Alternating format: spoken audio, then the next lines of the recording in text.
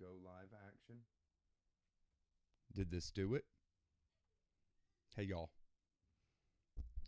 Happy Sunday, right? We're going to do a little bit of a impromptu stream. I'm thinking about if I'm going to do lives ongoing, that I might move it to Sunday because Fridays are just too busy, and that's just how it is. Friday nights are Friday nights, right? And there we go.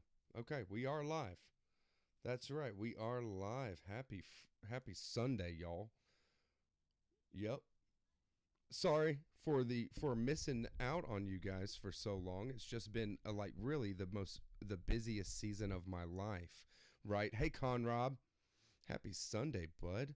Connor is in the house. Nice to see you, man. Yes. All right. Yep, I'm hearing it well. It seems like it is streaming well, so we're just going to let it roll, right? I'm not going to touch it because set up a lot of I haven't set up for a while. And so all the equipment was just kind of in its previous state except for my laptop. And cuz I use my laptop all the time. But I haven't changed any settings or anything, so everything looks like it's going well. I'm going to pop the earpiece out, and then I can just be more personal, right? Hey, y'all. Yes. All right. So, yep, I've missed streaming. It is fun to have that and connect with people on a weekly basis. And that live stream turned out to be one of the funnest things that I've ever done on the channel. So that's why I kept it going for so long. But it just kind of had it had reached its where I just couldn't do it on Fridays. And also the content, we'll get to that when it comes down to what what kind of prompted not posting so much, and then what my thoughts are going forward, right? Cool. Travis is in the house. Myers Metafictional Musings. Good to see you, man. Thank you for coming by, for sure. Emily Clem is in the house, baby. And Hayne Cotter. Welcome back, Noah. Thank you so much, buddy. And I have missed even putting content out there and getting comments back and stuff like that. But one thing that I can say, once you make a lot of content the way that I have, right? And have content out there, I get comments all the time on videos that I've made and different subjects, and I can always enter back into those conversations with people that had just have just watched the video, right? So it's really cool to have this content out there for folks to find, and there's quite a bit that people do find on a regular basis. Be that Thomas Pynchon videos or some of my Buddhism videos do, you know, always get viewed or get viewed in a regular way.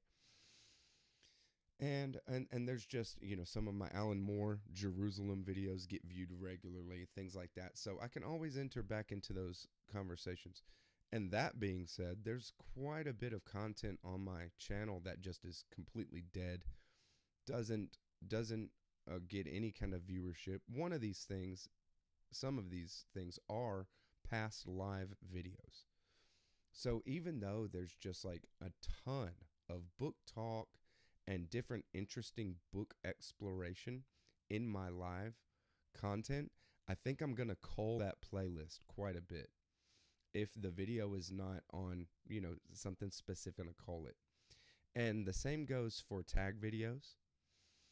I'm going to cull that playlist very, very heavy-handed and cull some of my other content that I don't think many people are going to miss and worry about at all. Yeah, so good to see you. Thank you. Polly's in the house. Happy Sunday. And probably Monday for you, Polly. Is that right? If you're in Australia. Polly works with the airlines, so is always traveling. So he might not even be in Australia, but I think Australia's a day ahead of us. By the time I'm in my evening, uh, Australia's in the next morning. So we're going to get to that in a little bit too, because I have come in contact with a very special friend. His name is Kieran Foster. And are we having some issues?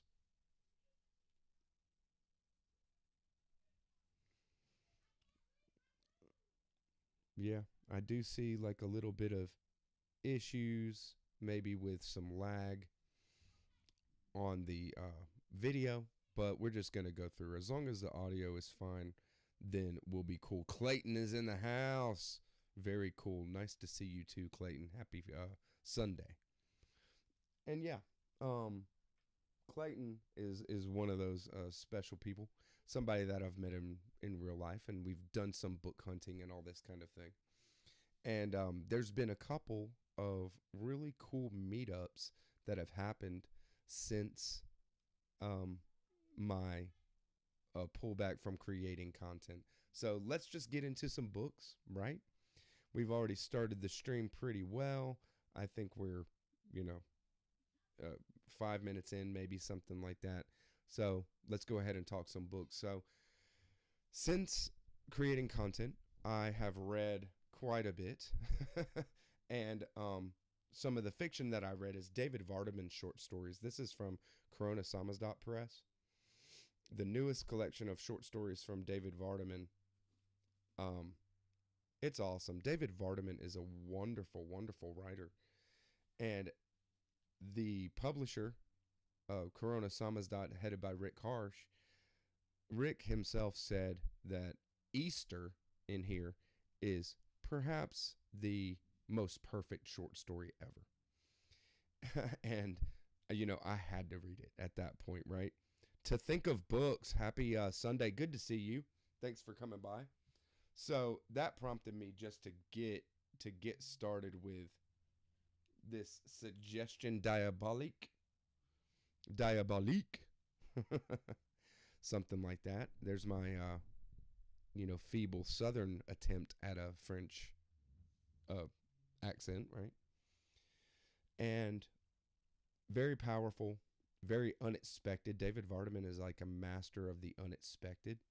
And I can say that I love Vardaman's short stories, and I don't really relate to a lot of short stories. I don't really resonate with a lot of short stories and have them, stick with me, because I love Flannery O'Connor. And Flannery O'Connor was such a queen of short stories, and so wonderful with it, that a lot of short stories fall to the wayside and fail by comparison. So I was thinking, well, what is it that drives Vardaman to be such a great short story writer to me? And I think it's something that he shares in common with Flannery O'Connor.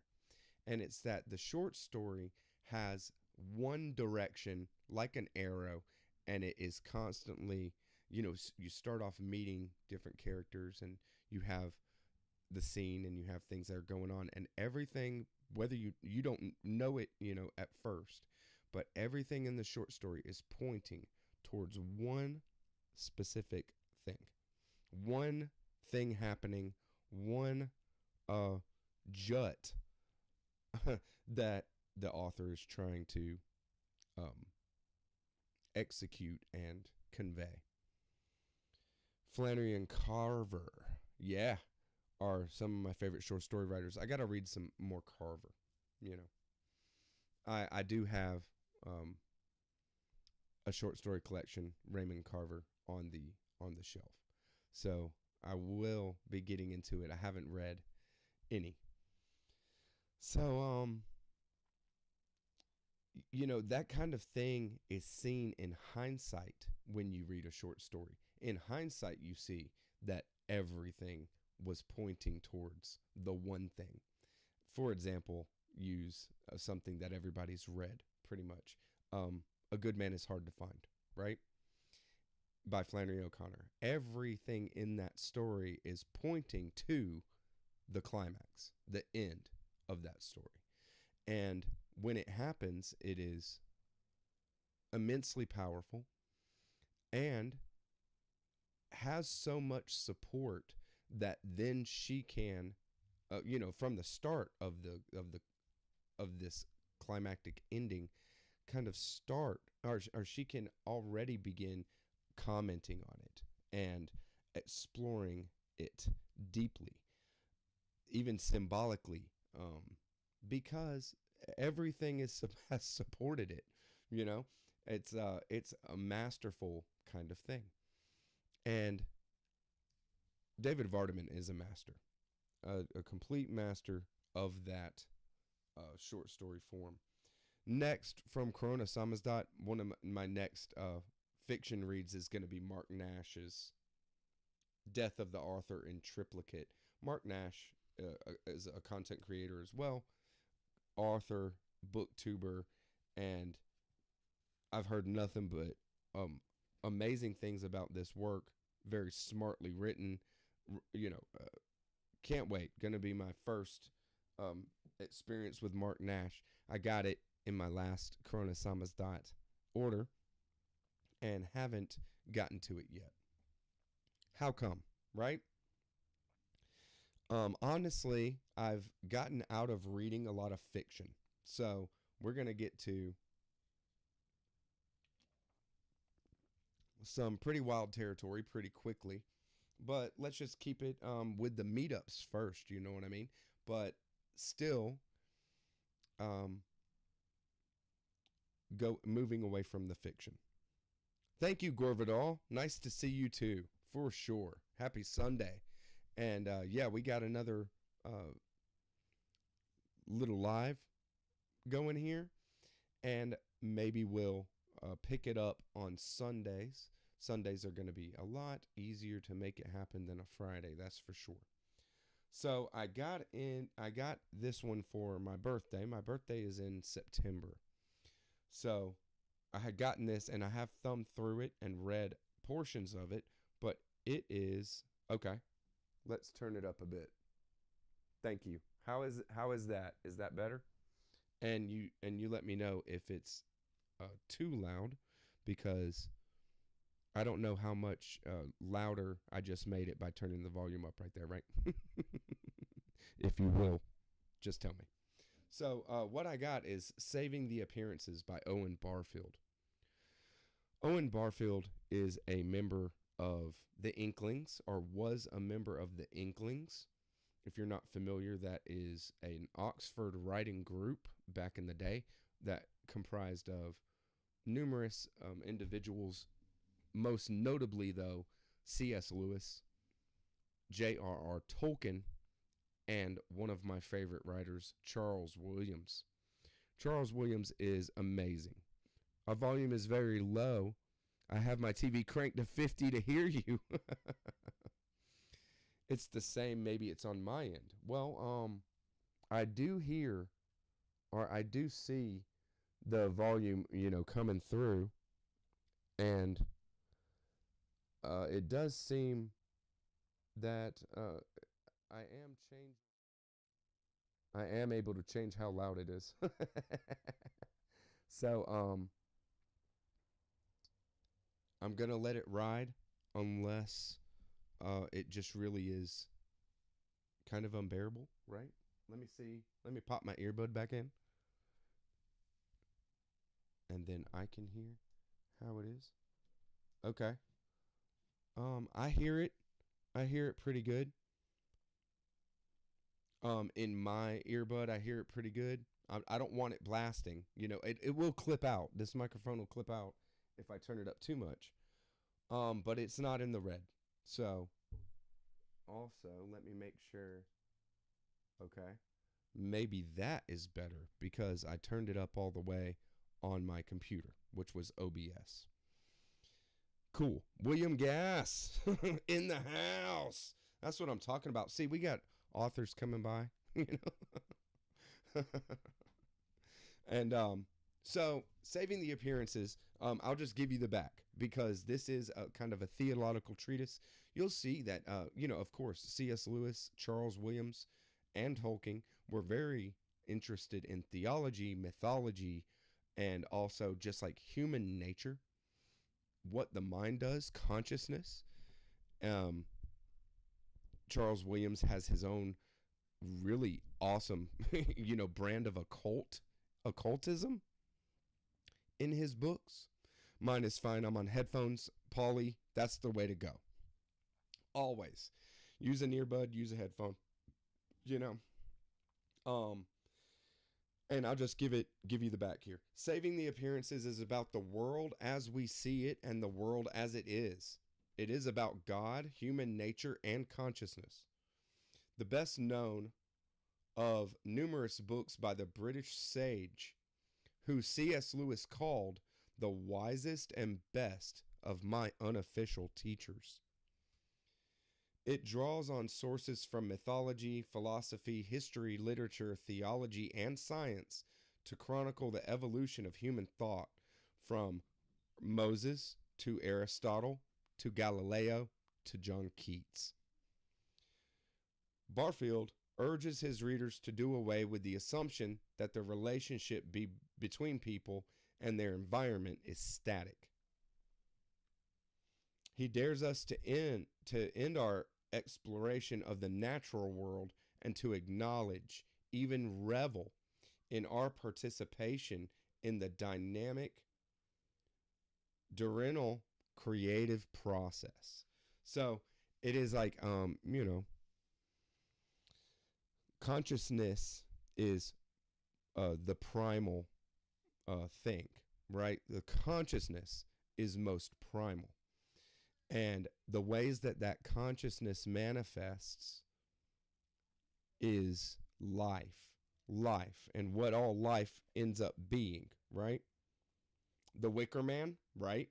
Well, there's a kind of mythology there too, right? Yep. So we're gonna let's keep that in the frame a little bit. Maybe we'll put Mark Nash right behind there to just kind of prop it a bit. And yeah, I can't wait to get to more. There wasn't, it's not anything groundbreaking, but for the time, definitely was.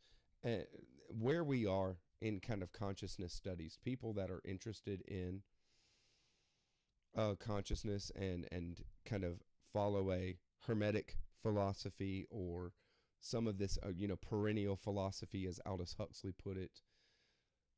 There's an an infinity of knowledge in that for us to experience and to explore, and that kind of thing was very little known, I think, of in the day to day of every time the day to day people, the day to day consciousness doesn't really operate in any kind of way like that, because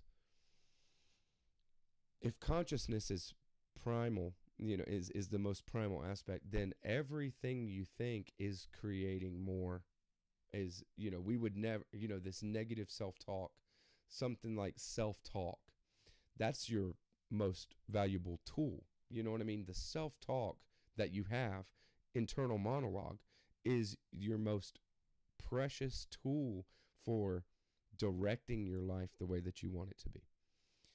And this kind of, why it's called the perennial philosophy by Huxley, is because this kind of thing comes around over and over and over, generation after generation, and only few even grasp it or embrace it, and it's endlessly kind of new, right?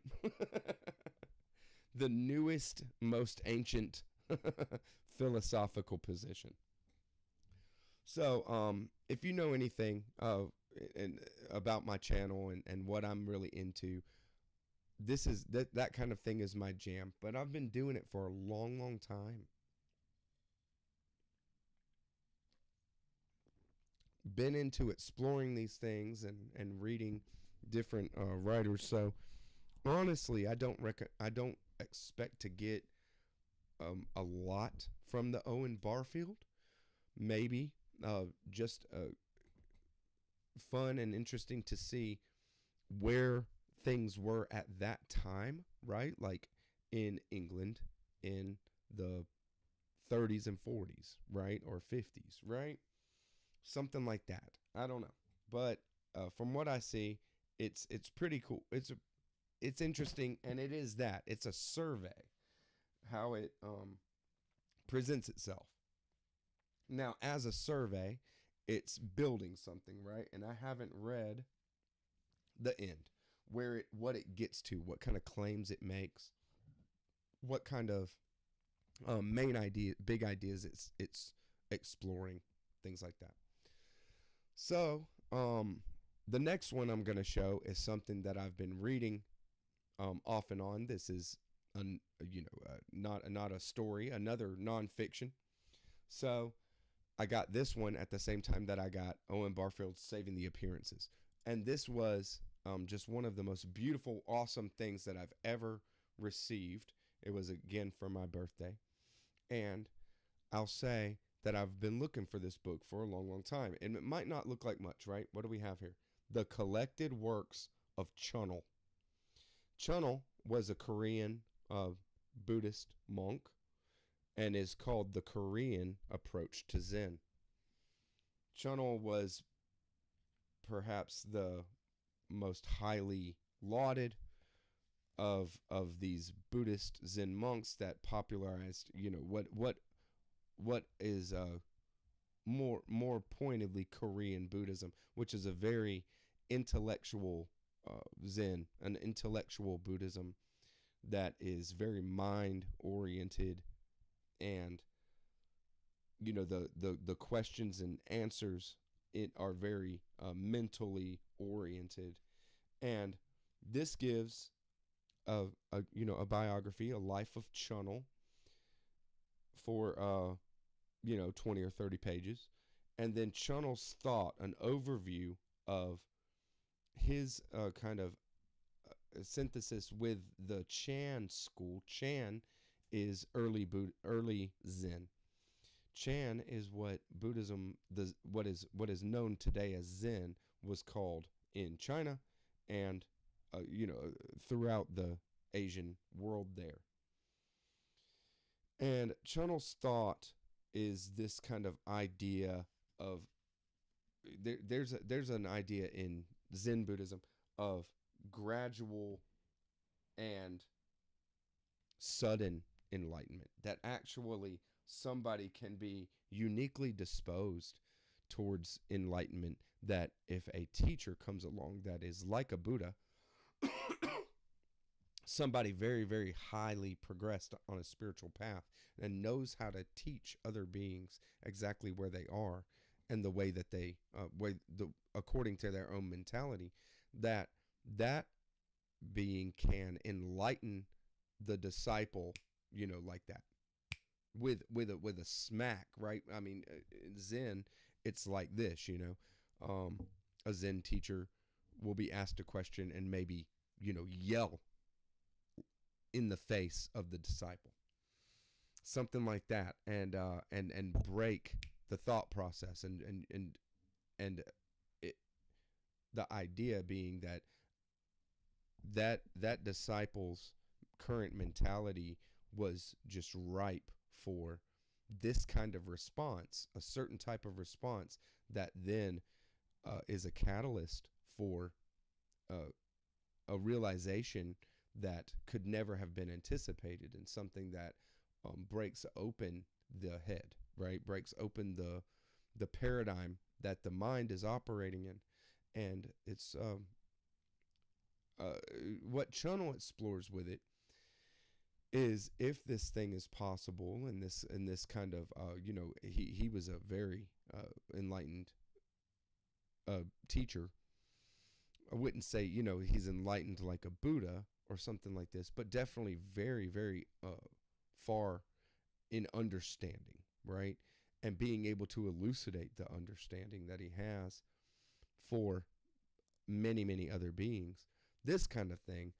And he illustrates that this is the mind and what the mind does as a matter of course. And even the defiled day-to-day mind is synonymous with the mind of Buddha. And that kind of thing is universality, right? Wonderful, wonderful, wonderful. So I love it. The collected works of Chunnel. I got turned on to this book by an older teacher named Pierre Grimes. You can find a talk on YouTube here. I love it. It's about an hour long and it's very visual. He's using a blackboard and he creates this entire visual construct that is just completely mind-blowing, I think. Yeah, whack of a stick for sure. He completely creates this a whole visual story illustrating what everything that he's saying in a masterful way. And it is called The Understanding and Attainment of Buddhahood. The Complete Understanding and Attainment of Buddhahood, I believe. That's the title. And Pierre Grimes, just like it would be spelled, I will put it in the description box. I love it. And that talk is based on Chunnel's thought and the kind of thing that he went into. And he suggested this work in that, and I watched it 15 years ago and had always kind of desired to get my hands on this book. But as you can see, it's a scholarly work and not very widely distributed. Probably this came from a university library, of course. They're all sat in university libraries for a long, long time. And now, they're on eBay for $120 or something, right? Ridiculous. So, since hanging out before, a buddy of mine from Instagram came and hung out. His name is Novels and Crumbs on Instagram, Nathan. And him and his wife, Maddie, she's beautiful and awesome. And their son, Asher. Ash is a wild man. And we had a really cool time hanging out, maybe 3 or 4 days. Did dinner, had them over a couple times. We went out and hit bookstores, of course, and just a great, great hangout. While we were hitting bookstores, I found another Alistair Gray. This is a history maker. For those who keep up with me on Instagram, you saw when this meetup happened. And I posted in my stories a little picture of me and Nate together and the books that we picked up. I think he picked up Catch 22. And we had found, I found this one at I believe my favorite bookstore downtown, Atlanta Vintage Books. And he found his copy of Catch 22, just grabbed it from a thrift store that we had stopped by. The thrift stores downtown are just awesome for books. So while we were down there, we hit one. And, if I see things that I, like in bookstores and really, or in thrift stores, really, would want, I most of the time already have it. That's just the way that thrift stores go, right? Most of the time I already have it. So, I'll just look at thrift stores anytime to maybe find something special, just a diamond in the rough, or a gem that's hiding out. But most of the time it's just a lot of crap. And there's also the good stuff I already have, most of it being fiction, right? And so another thing I can say about Novels and Crumbs, he's a great guy. And he had 2 copies of a very special book that he sent me one of his copies afterwards because, of course, you can't get your hands on it. And this is The Way of Florida. The Way of Florida by Russell Pearson. If you don't know, this book is very highly stylistic. I wish my area had good books in my local thrift store. Sometimes I get lucky. Sydney Somer, thank you for coming by. Happy Sunday. And yeah, I mean, it is all luck with thrift stores for sure. Really good bookstores, they curate what they have so you can find really great stuff, special books, things like that. But thrift stores, it's just all thrown out there and you're digging through or scanning a lot of James Patterson's to find even one Chuck Palahniuk, and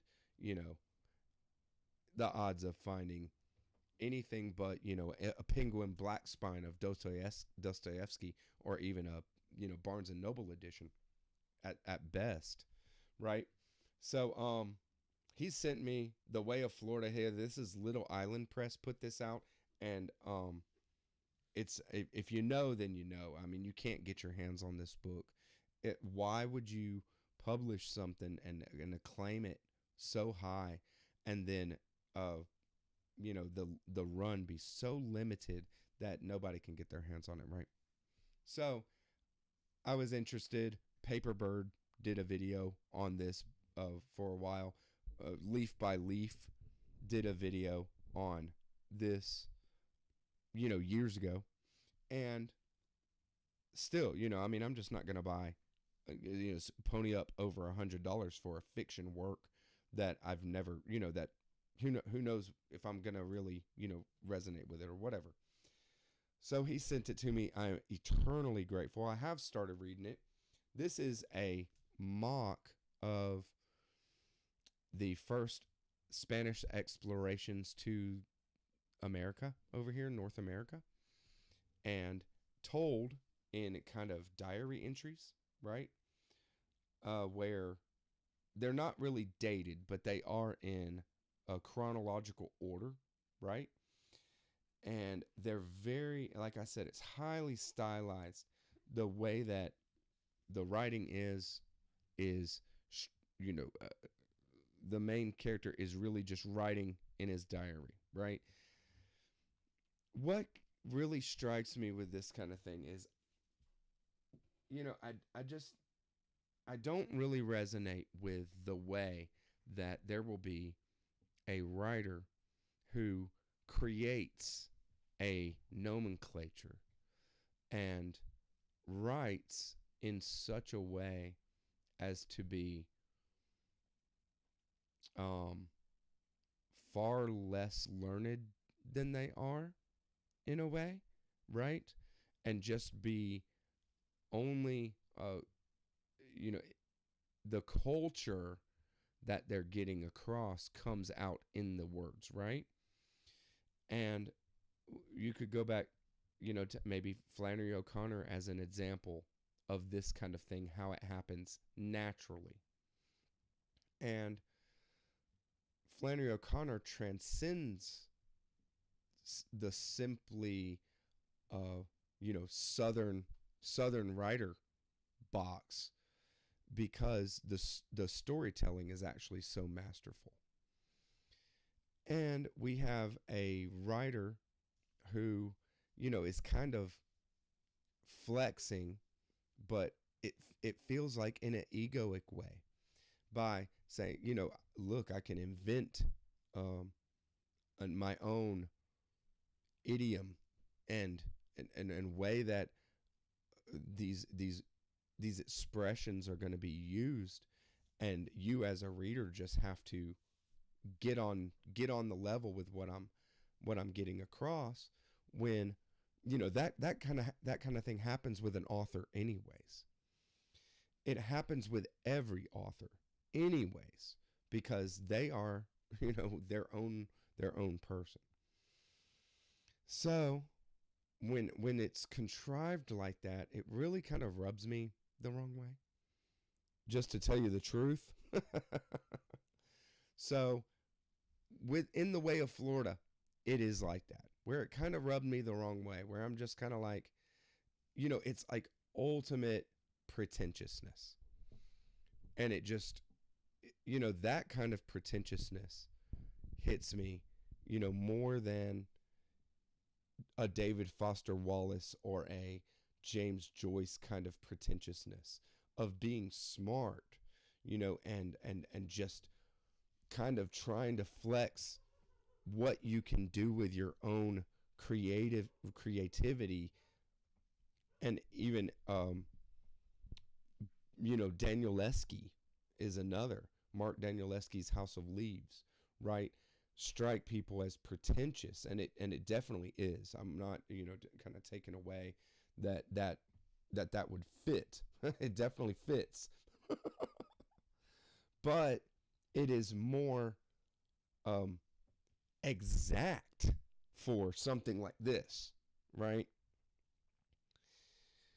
I think in my own experience, for sure. How about the book I gifted you last year? You're reading now. So Emily's my wife. She's in the house, actually in the house, but actually in the live house as well. Hey, baby. And yeah, I'm gonna get to it. I've just been taking my time. So, but that does wrap up uh, Nathan's visit here. Novels and Crumbs. Thank you very much, buddy. Novels and Crumbs on Instagram, if you guys want to follow him. He's a writer. He definitely would love some readers, even though he's kind of reluctant to, you know, kind of get it out there, I think. But go for it, okay? If he's a great guy, and his stuff is very, very cool. I haven't read all of it, of course. You know what I mean? It hasn't been put out like that, but I'm sure he'd share some with you. Another buddy who, oh man, I love this guy. This is The Last Sisyphus on Instagram and on YouTube. The Last Sisyphus. His name is Colin, and he is C.G. Jones, the author of Project Sleepless Dream, which you'll see a review on my channel for. He's coming out with more in this series. Very, very cool work. But Colin had come down and met up with me as well, and he's coming out again for the Christmas holidays. So hopefully we'll meet up again, go into some bookstores again, and we'll see what we do. But we met up at a Second and Charles. Second and Charles is a kind of bookstore that I have a love-hate relationship with. I love them because they're very, very reasonably priced, right? Second and Charles is fantastic about not gouging you for any book. They get anything in their possession. If it's not on the rare and rare book shelf, then it's like $5, and that's everything. I found some first editions, priced the same price as a the paperback edition, things like that, and their clearance section is the bomb, like total bomb. But why do I hate them then? Why do I have this love-hate relationship? Well, because half the store isn't books, right? Half the store is not books. It's just taken over by all this gaming and, figurines and tabletop games and movies, all kinds of media, which, that's their thing. That's fine. But I don't really, and if they did focus on books more, then I'd probably find something, right? Most of the time when I go to Second and Charles, I don't find anything that I like, that I'm going to buy. And I just go there to look. I go there to browse. I love to look at books, as everybody who follows me knows. I will go there if it's been a while, and I'll go there just to look. But when we were there, we were just talking um, comics. We were looking at comics because I'm always looking for some Alan Moore and seeing what they have in stock, right? And we had an employee turn us on to a graphic novel called DMZ. So I picked up the first two volumes of DMZ. Haven't started them yet. It's maybe a run about the same size as 100 Bullets, something like that, which is maybe 12 of these or 13 of these kind of trade paperback bind ups. So we'll see how it goes. And he picked up volume one as well. So we haven't, because we were just gonna, buddy read, right? Why not? So he picked that one up, and we'll kind of start that, and maybe that'll be some other fiction that I'll get into. But I've really moved away from the fiction, and why? It started with some of the last major postings that I made on my channel was when we went on vacation this last summer. We had gone down to what is it, Panama City, right? We went down to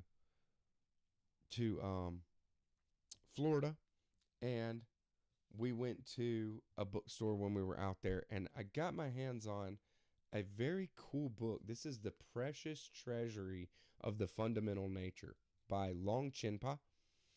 Is a Tibetan Buddhist monk, and the commentary, I'm not going to try to pronounce his name.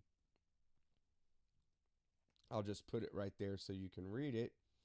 And this is a fundamental kind of Tibetan Buddhist exposition of the Dharma, exposition of the teachings. It's not a sutra. It's not a fundamental sutra for any school of thought. It is actually guidance for the practitioner.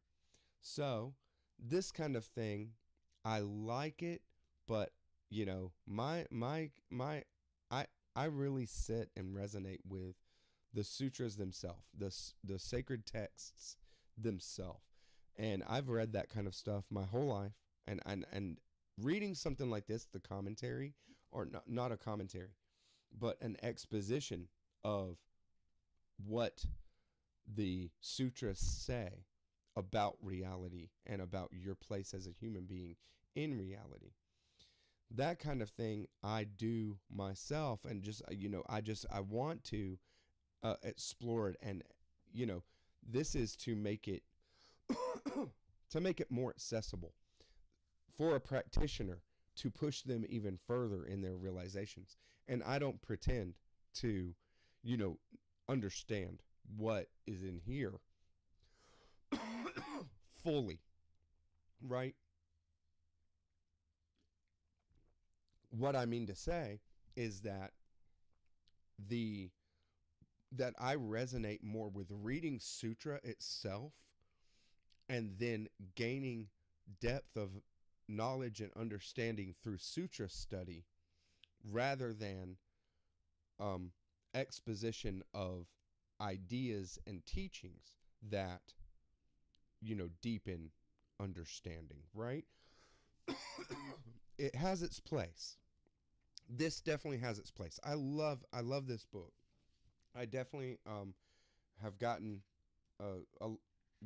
a lot out of what I have read, but to say, gotten a lot out of, not near as much as I've gotten out of reading sutras. Nathan, Novels and Crumbs is in the house. That's what I'm talking about. I love you too, brother. For sure. It was awesome meeting you and your wife and your son.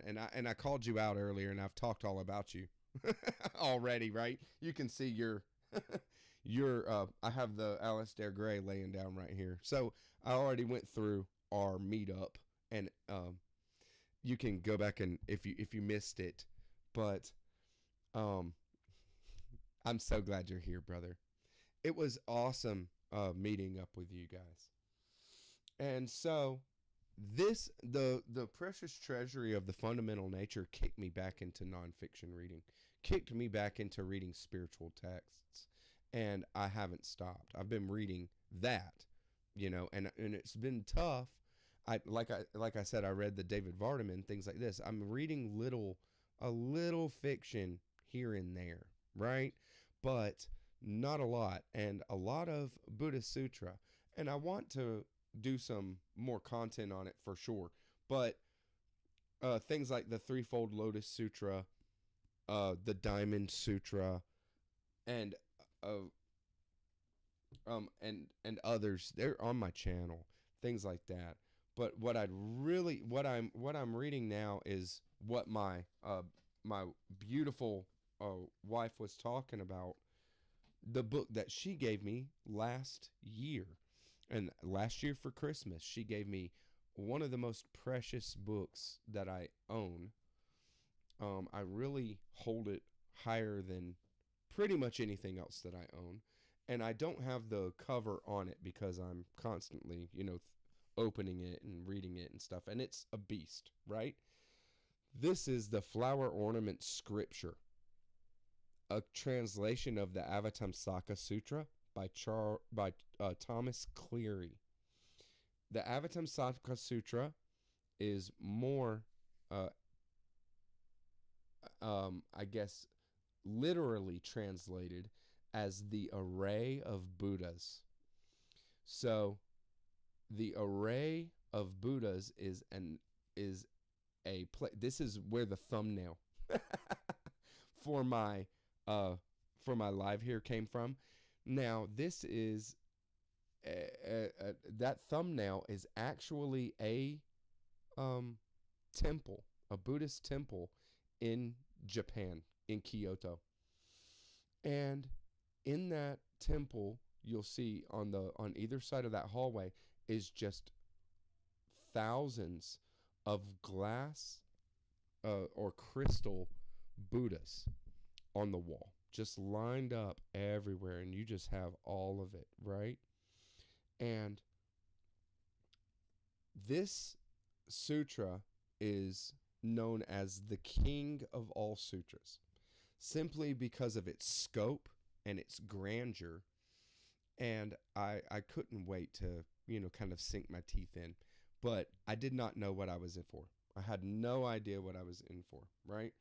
So in the Buddhist Avatamsaka Sutra, just the last chapter, the final chapter of this thing is a disciple hearing of Buddhism and hearing of the Dharma, and then deciding to devote himself to learning more. And he asks Manjushri, who is a very prominent bodhisattva, the personification of wisdom. Manjushri sends him on a spiritual journey. And Sudana is his name. Sudana goes on a trip from spiritual teacher to spiritual teacher, all the way from a novice, a neophyte, a practitioner, a bodhisattva, a irreversible bodhisattva, a great being bodhisattva, and then ultimately one with Buddhahood itself. So going to ultimate Buddhahood. And this kind of thing, Buddhahood itself turns out to be the actual goal of spiritual practice, because what are we doing here? You know what I mean? The only thing, it's not about liberating yourself, your selfhood, and liberating yourself from this reality, this machinery that we're part of. It's not about that at all. And that is just a way, of a skillful means to reach people. And so the Pali Canon, the most of the Pali Canon, most of what the Buddha taught in his lifetime is actually shown by the Buddha himself to have been skillful means. And in the teaching of the Lotus Sutra, you can go through, I think I did a really good job on my Lotus Sutra videos. So if you're interested in this at all, definitely check that out, because it'll, drive home the kind of thing that I'm saying. I'm not going all into it right now. But the idea of nirvana and what nirvana is as a release, as a getting out of the rat race, right, of reality and being stuck in this never-ending cycle of birth and death, and and it just being painful and suffering being the main quality of life. It's shown that that is not a goal at all. That is actually just a beautiful rest, a rest point, of a place that the Buddha had created by him saying it, right? That he has created this place for beings where there is a place of non-function, where they can rest, where they can be, and they don't have to continue, striving. The spiritual life is not easy, right? Especially looking at something like the modern world, right? We're beset on all sides to not be a spiritual person. I'm sure some people that are watching this right now want to pipe up and say how, you said you were not reading fiction anymore, but yet you're reading this crap, right? It's out there, and people are so alienated from the part of themselves that is immortal, the part of themselves that is spiritual. They're so alienated from it that that part doesn't ever get a say a lot of times, and doesn't, especially in the modern world. So what the Avatamsaka turns out to be is an exposition on a certain type of bodhisattva, which is actually every type of bodhisattva. It is a universal being.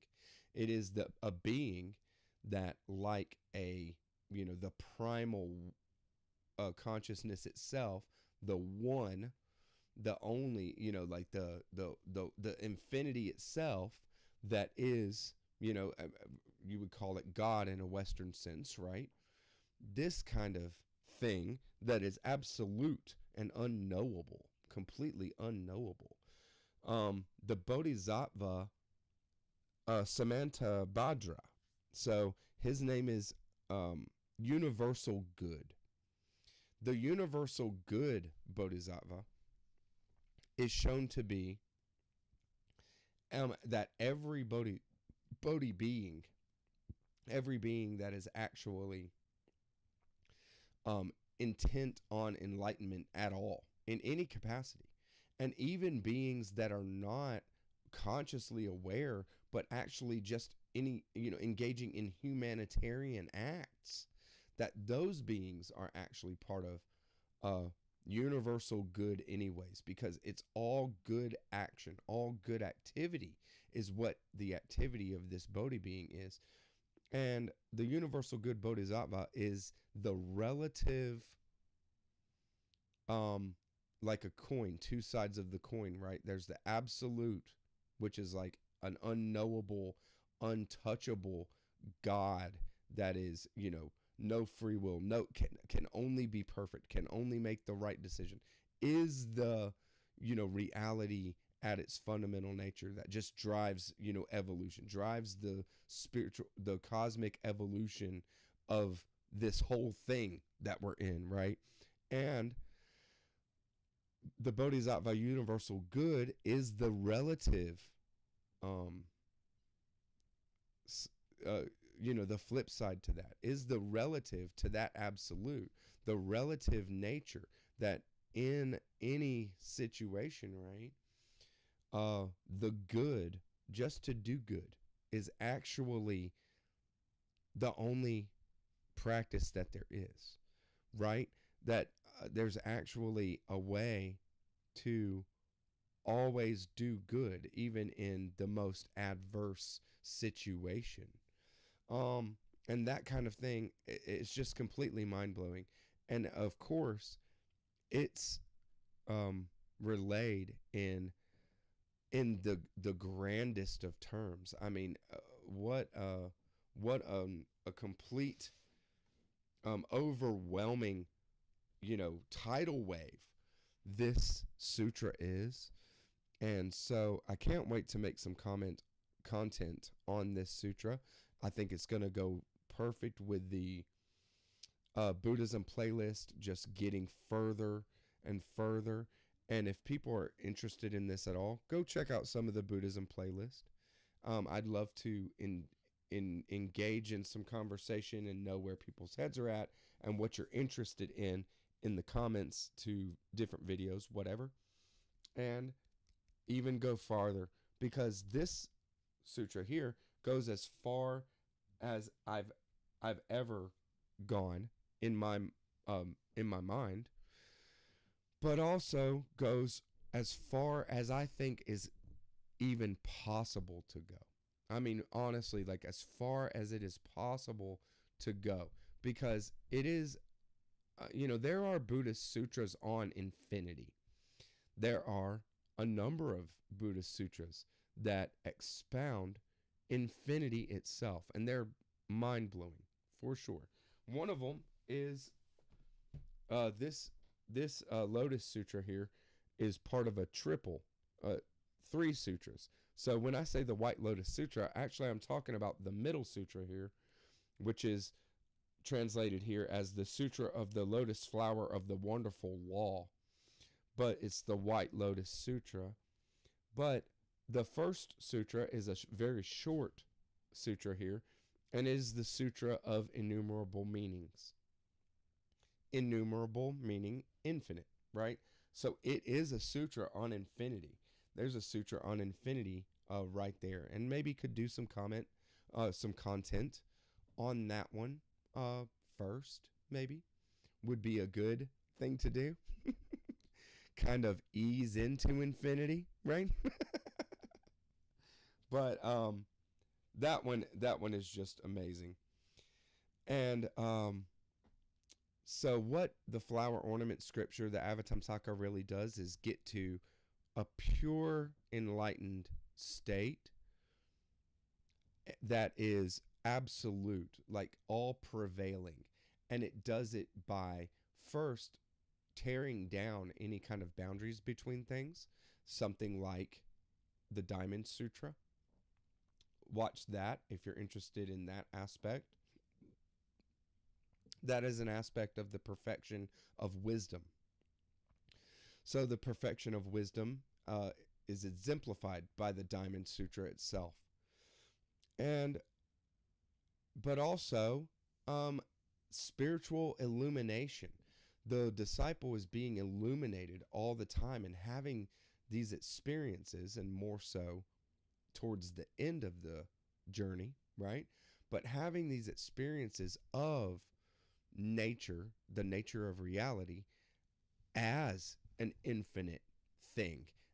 It's very fractal. It's very hallucinogenic, and it's you're just often. I mean, it's hard to keep your feet on the ground. It's really hard to take the Avatamsaka Sutra for a long period of time. I mean, Emily gave it to me last Christmas, right? And I've read a number of the chapters out of it, sure, but I haven't read this whole thing. But it is 1,600 pages, so I'm not too hard on myself. I got time, right? Time is on my side. But it's just, when you get to a place that is of complete correspondence, where everything corresponds with everything else, everything requires the other thing to make it what it is, that there is nothing without everything else. There's no way to hate something in that space. There's no way to even dislike something in that place, right? And the a big part of the teaching is to enter into those things as practice. Enter into things that you don't like as practice, because that is how the enlightenment energy expands into more reality, more of our human experience, more consciousness, the consciousness of the suffering person, the consciousness of the person that's in pain or hurting or angry, and all these kind of things. That's how the consciousness expands. So that is perfect practice. What's up, Idget? Idget reads and rambles in the house. Quentin, nice to see you, brother. Thanks for jumping in. Thanks for stopping by. But I'm here at the end, man. I've done an hour, and it has been awesome. It's been great to catch up to you guys with you guys. Feel free to watch afterwards if you're just catching the end here. Watch the rest so that we can really catch up, and leave me a comment. Leave a comment after the chat, so I can kind of engage with it even more, and get back into, hopefully, um, having more times to connect with the reading community. I miss you guys for sure, and there's definitely there's always more and more to talk about. There's a lot more I could say. I could do another hour right now. I could do another hour and a half on the Avatam Saka, right? I mean, I could. It's just amazing. Some amazing reads, and that's not all of it, but that's just what I pulled out for the hour here. I knew it would probably take me uh, over an hour even to get through it, so I've cut short some of the things I wanted to talk about. But hey, that's more for next time, right? Thanks for coming by, y'all. Happy Sunday. Nice to see y'all. And yeah, we'll catch you on the next one. Bye bye.